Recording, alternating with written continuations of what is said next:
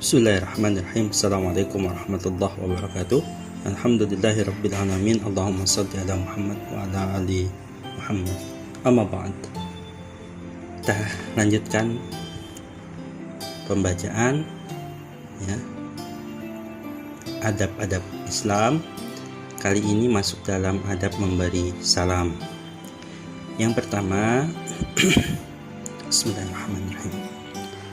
Makruh memberi salam dengan ucapan Waalaikumsalam, karena di dalam hadis Jabir radhiyallahu an diriwayatkan bahasanya ia menuturkan, aku pernah menjumpai Rasulullah SAW, maka aku berkata Alaikassalam ya Rasulullah. Nabi menjawab, jangan kau mengatakan Alaikassalam. Di dalam riwayat Abu Daud disebutkan, karena sesungguhnya ucapan Alaikassalam itu adalah salam untuk orang-orang yang telah mati. Hadis riwayat Abu Daud dan Tirmidzi. Yang kedua, dianjurkan mengucapkan salam 3 kali jika halayak banyak jumlahnya. Di dalam hadis Anas disebutkan Nabi SAW apabila ia mengucapkan suatu kalimat, ia mengulanginya 3 kali, dan apabila ia datang kepada satu kaum, ia memberi salam kepada mereka 3 kali. Hadis riwayat Bukhari. Selanjutnya yang nomor 3, termasuk sunnah adalah orang mengendarai kendaraan memberikan salam kepada yang berjalan kaki. Mereka yang mengendarai kendaraan memberikan salam kepada yang berjalan kaki, dan orang yang berjalan kaki memberi salam kepada orang yang duduk ya. Jadi yang mengendarai kendaraan kepada orang yang berjalan, orang yang berjalan memberi salam pula kepada orang-orang yang duduk, orang yang sedikit memberi salam kepada yang banyak, dan orang yang lebih muda memberi salam kepada yang lebih tua. Demikianlah disebutkan dalam hadis Abu Hurairah.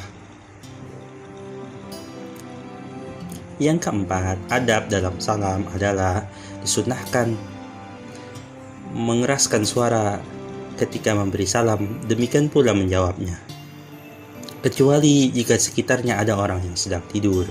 Dalam hadis Miqdad bin Al-Aswad disebutkan diantaranya, dan kami pun memerah susu binatang ternak hingga setiap orang dapat bagian minum dari kami, dan kami sediakan bagian untuk Nabi SAW. Miqdad berkata, maka Nabi pun datang di malam hari dan memberikan salam yang tidak membangunkan orang yang sedang tidur, namun dapat didengar oleh orang yang bangun. Hadis riwayat Muslim. Yang keenam, saudaraku sekalian, disunahkan memberi salam di saat masuk ke suatu rumah sekalipun rumah itu kosong ya. Tetap disunahkan memberi salam ketika kita hendak masuk ke suatu rumah walaupun rumah itu kosong, karena Allah telah berfirman yang artinya, dan apabila kamu akan masuk ke suatu rumah maka ucapkanlah salam atas diri kalian. Ini dari Al-Quran surah An-Nur ayat 61. Yang ketujuh, dan karena ucapan Ibnu Umar radhiyallahu anhu, apabila seorang akan masuk ke suatu rumah yang tidak berpenghuni, maka hendaklah ia mengucapkan salam, assalamu alayna wa ala ibadillahis shalihin. Hadis riwayat Bukhari. Di dalam Adabul Mufrad disahihkan oleh Al-Albani. Ini masih berkaitan dengan yang nomor 6 tadi, disunahkan memberi salam ketika masuk ke dalam rumah, baik dengan ucapan assalamualaikum maupun tadi dalam hadis Ibnu Umar ya, yang diriwayatkan Ibnu Umar, redaksi hadis yang disampaikan Nabi adalah assalamu alayna wa ala ibadillahis shalihin. Selanjutnya yang nomor 8,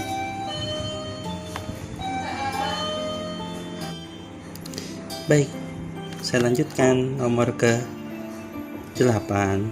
Dimakruhkan memberi salam kepada orang yang sedang buang hajat, juga orang yang berada di kamar mandi.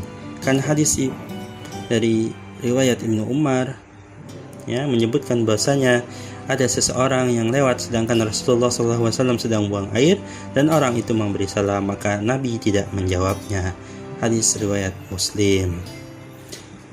Yang ke-9, disunahkan memberi salam kepada anak-anak, karena hadis yang bersumber dari Anas radhiyallahu anhu menyebutkan bahwasanya ketika ia lewat di depan anak-anak, di sekitar anak-anak, ia memberi salam, dan Ia mengatakan, demikianlah yang dilakukan oleh Rasulullah sallallahu alaihi wasallam.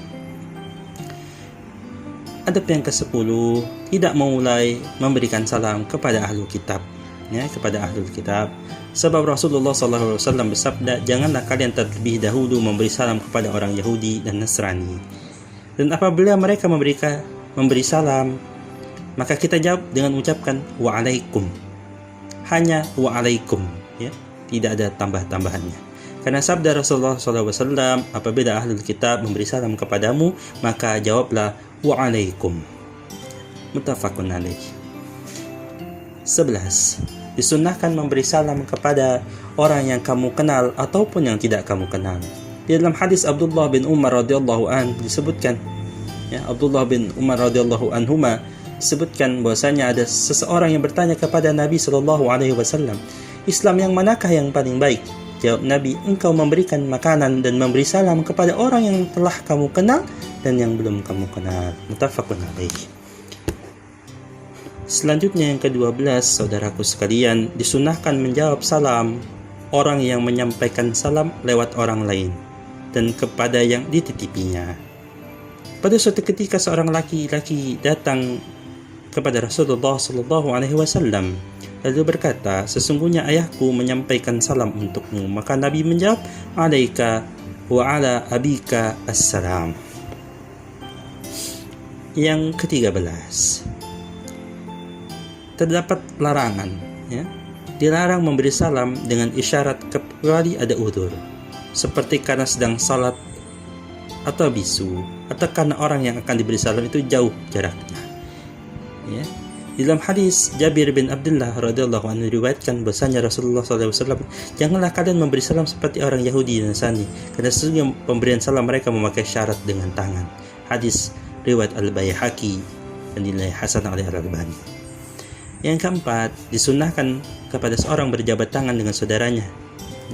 Hadis Rasulullah, tiada dua orang muslim yang saling berjumpa lalu berjabat tangan, melainkan diampuni dosa keduanya sebelum mereka berpisah.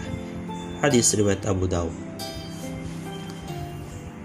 Yang ke-15, saudaraku sekalian, dianjurkan tidak menarik, melepas tangan kita terlebih dahulu di saat berjabat tangan sebelum orang yang dijabat tangan itu melepasnya. Jadi ketika kita berjabat tangan, tidak lebih dahulu menarik tangan gitu. Yang sunnahnya adalah menahan selama yang kita mampu gitu. Kenapa? Karena ada satu hadis yang mengajarkan kepada kita, apabila seorang berjabat tangan, maka Nabi tidak melepas tangannya sebelum orang itu melepaskannya. Begitu sunnah Nabi Muhammad sallallahu alaihi wasallam. Namun juga bukan berarti harus salam terus-terusan, kan? Mengikuti sunnah kita menjadi orang terakhir yang melepaskan tangannya, menarik tangannya. Hadis ke-16, haram hukumnya membuka badan atau sujud ketika memberi penghormatan. Karena hadis yang bersumber dari Anas menyebutkan, ada seorang laki-laki berkata, wahai Rasulullah, kalau salah seorang di antara kami berjumpa dengan temannya, apakah ia harus membungkukkan badannya kepadanya? Nabi SAW menjawab, tidak. Orang itu bertanya, apakah ia merangkul dan menciumnya? Jawab Nabi, tidak. Orang yang itu bertanya, apakah ia berjabat tangan dengannya? Nabi jawab, ya, jika ia mau. Hadis riwayat At-Tirmidzi. Terakhir, ke-17, adab yang disampaikan dalam risalah ini, haram berjabat tangan dengan wanita yang bukan mahram. Rasulullah SAW ketika akan dijabat tangannya oleh kaum wanita saat baiat, beliau bersabda, sesungguhnya aku tidak berjabat tangan dengan kaum wanita. Hadis riwayat Tirmidzi dan Nasa'i. Demikian ada 17 yang kita pelajari pada kesempatan kali ini. Mudah-mudahan kita bisa mengamalkannya. Mudah-mudahan jadi manfaat buat saya dan kita semua.